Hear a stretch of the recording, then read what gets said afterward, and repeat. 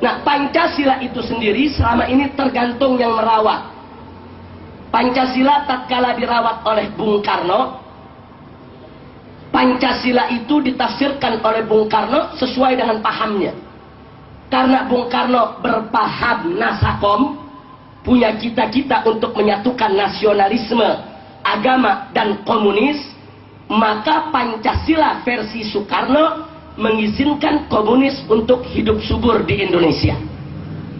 Walaupun komunis itu sendiri tidak sesuai dengan sila pertama dari Pancasila, tapi karena kebijakan politiknya adalah di tangan Soekarno, dan Soekarno yang merawat Pancasila, maka Pancasila ini ibarat bayi. Jadi kalau kita mau sampaikan bayi, ini anak kecil ini tergantung orang tuanya. Mau dibikin Yahudi, mau dibikin Nasrani, atau mau dibikin apa? Persis, Pancasila seperti bayi ya Pak. Mau dibawa kemana? Nah, karena Soekarno membawa kepada paham nasakom, maka komunis bisa hidup dengan subur di bawah naungan Pancasila versi Soekarno. Begitu Soeharto memimpin, berkuasa di Orde Baru, Soeharto ini berpaham kejawen. Karena itu setiap tafsiran Pancasila selalu dikait-kaitkan dengan keyakinan masyarakat Jawa kuno, saudara. Selalu dikait-kaitkan ke sana. Sehingga sampai muncul pemitosan Pancasila itu sendiri. Sampai di tahun 78 lahir satu agama baru. Walaupun Pak Harto saat itu mengatakan itu bukan agama, tapi dalam prakteknya menjadi agama baru yang kita kenal dengan aliran kepercayaan. Ini agama yang dilahirkan dari pemitosan Pancasila. Karena Pancasila dijadikan satu mitologi, kemudian akhirnya melahirkan satu kepercayaan kepada Tuhan Yang Maha Esa yang membenarkan semua agama, lahir yaitu aliran kepercayaan pada tahun 77 yang kemudian pada tahun 78 dimasukkan dalam TAP MPR RI tentang GBHN. Nah, jadi kita bisa lihat Pancasila tergantung siapa yang rawat. Nah, karena Soeharto seorang anti PKI, maka PKI tidak bisa hidup lagi di bawah Pancasila versi Soeharto, ya kawan. Nah, kemudian begitu Soeharto tumbang, masuk ke era reformasi.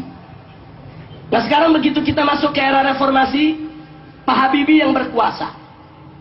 Nah, karena Pak Habibie ini walaupun merupakan sisa-sisa daripada Orde Baru, tapi masih punya visi keislaman. Sehingga di bawah Habibie lahir undang-undang yang membolehkan daerah istimewa Aceh untuk menjalankan syariat Islam yang tidak pernah terjadi sepanjang Orde Lama dan Orde Baru, ya kawan. Artinya di sini Habibie menafsirkan Pancasila dengan versi Islamnya, bahwa Pancasila ini harus dirawat dengan rawatan Islam. Karena itu Pancasila tidak boleh dijadikan sebagai penghalang penerapan syariat Islam. Akhirnya syariat Islam gol di Aceh, ya kawan. Itu zaman Habibie, golnya undang-undang tersebut. Nah, kemudian begitu Habibie tumbang, naik Gus Dur. Karena Gus Dur ini seorang liberal sejati, pemikirannya bebas, akibatnya Gus Dur pun merawat Pancasila dengan pahamnya yang mengusung kebebasan. Karena itu jangan kaget, tatkala Gus Dur mengusulkan supaya TAP MPRS nomor 25 tahun 66 dicabut. Itu TAP MPRS tentang pelarangan PKI, pembubaran PKI, dan pelarangan dari paham komunisme. Nah, kenapa Gus Dur minta itu dicabut? Karena Gus Dur itu seorang liberal sejati. Orang mau jadi muslim, mau jadi kafir, mau agamanya gado-gado, mau jadi komunis, itu dianggap hak asasi manusia, ya ikhwan. Nah, sehingga Pancasila di bawah asuhan Gus Dur memberi peluang kembali kepada paham-paham semacam itu untuk hidup dengan subur. Makanya jangan kaget kemudian bagaimana partai-partai yang yaitu berhaluan ke kiri-kirian itu bisa hidup dengan bebas, bisa mengekspresikan dengan bebas, bahkan mereka bisa menjadi anggota DPR, kemudian bukan hanya sekedar anggota DPR, menjadi ketua komisi di DPR RI, dan berani langsung menulis buku dengan judul "Saya Bangga Jadi Anak PKI". Anak PKI masuk parlemen. Itu ditulis dalam buku. Kita tidak memfitnah. Ada bukunya.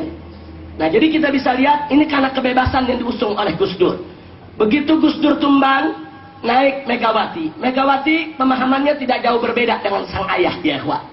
Nah, jadi beliau ini mewarisi daripada paham ayahnya. Jadi bagaimana ayahnya dulu berhaluan kiri di dalam memahami Pancasila, tidak beda. Megawati pun memberikan keluasan kepada paham kiri untuk diterima di bawah naungan Pancasila. Nah, kemudian begitu Megawati tumbang naik SBY saat ini, ini SBY ini, saudara, pada saat kampanye untuk menjadi presiden, beliau punya kontrak politik dengan Partai Keadilan Sejahtera, PKS. Jadi PKS waktu diminta untuk mendukung SBY, menyodorkan 15 kontrak politik.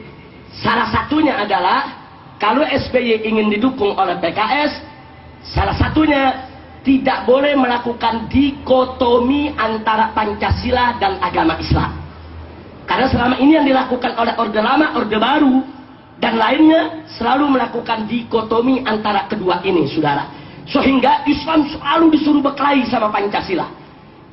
Nah, akibatnya pejuang-pejuang syariat Islam yang terjebak, mereka mengkafir-kafirkan Pancasila, memurtad-murtadkan Pancasila. Pendukung Pancasila tidak mau kalah. Mereka pun mengatakan pejuang-pejuang syariat Islam ekstremis, fundamentalis, bahkan belakangan disebut teroris, ya ikhwan. Nah, jadi ini satu pertempuran ideologi. Sementara Islam itu sendiri bukan ideologi, tapi merupakan akidah, syariat dan akhlak. Nah, jadi kita lihat di sini, yang ingin saya tekankan di sini sekali lagi dari pengalaman-pengalaman yang sudah saya sampaikan tadi, jangan kita terjebak untuk dihadap-hadapkan dengan Pancasila. Begitu kita terjebak, maka kita akan repot untuk menghadapi segala tuduhan ketimbang formalisasi syariat Islamnya, ya ikhwan. Energi kita akan habis, tenaga kita akan habis, akhirnya waktu kita juga akan habis. Kita tidak akan punya waktu lagi untuk mempositivisasi daripada syariat Islam, mentransformasi daripada syariat Islam, karena kita akan kewalahan untuk menghadapi segala tuduhan-tuduhan. Oh, ini anti Pancasila, ini subversif, ini ingin mendirikan negara, oh ini ingin menggantikan dasar negara, oh ini ingin menghancurkan NKRI, dan seterusnya dan seterusnya. Dan ini sedang dimainkan oleh mereka. Contoh, saya kasih contoh.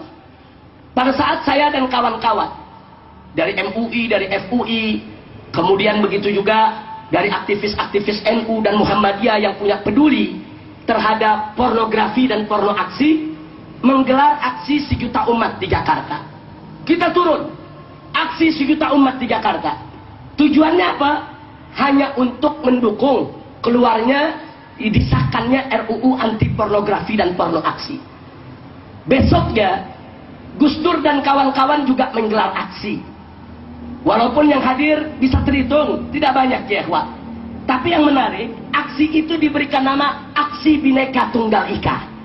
Aksi menyelamatkan Pancasila, aksi menyelamatkan UUD 1945. Artinya apa? Gus Dur dan kawan-kawan mencoba untuk mencari momentum agar para pejuang syariat dihadap-hadapkan kembali dengan Pancasila, ya ikhwan. Karena kalau itu berhasil, berarti pejuang syariat ini anti Pancasila, musuh Pancasila, mau mendirikan negara, mau membubarkan NKRI, mau merusak Bhinneka Tunggal Ika, dan seterusnya dan seterusnya. Tapi alhamdulillah upaya tersebut tidak berhasil. Nah, cuman kita mesti waspada. Upaya-upaya mereka yang anti penegakan syariat Islam akan selalu berupaya untuk mendorong kita dihadap-hadapkan dengan Pancasila. Maka itu jangan terjebak. Sekali lagi, jangan terjebak oleh apa yang mereka sedang upayakan. Maka itu di sini saya tuliskan Pancasila. Tidak ada satupun sila dari Pancasila yang melarang penerapan syariat Islam. Tidak ada. Bahkan jika sila-sila dalam Pancasila dipahami secara benar, justru menjadi pintu gerbang untuk penerapannya. Artinya, kalau mereka-mereka orang-orang sekuler mencoba menjadikan Pancasila sebagai tameng, sebagai kendaraan untuk memberangus daripada gerakan-gerakan Islam, maka pejuang-pejuang syariat Islam harus pandai menggunakan siasat. Jangan biarkan mereka yang menafsirkan Pancasila. Jangan biarkan mereka yang menerjemahkan Pancasila. Jangan biarkan mereka yang merawat Pancasila. Tapi Pancasila itu harus ditafsirkan dengan tafsir kita, harus diartikan dengan arti kita. Jangan sampai kita dihadap-hadapkan dengan Pancasila, Karena kalau kita dihadap-hadapkan dengan Pancasila, maka mereka akan bisa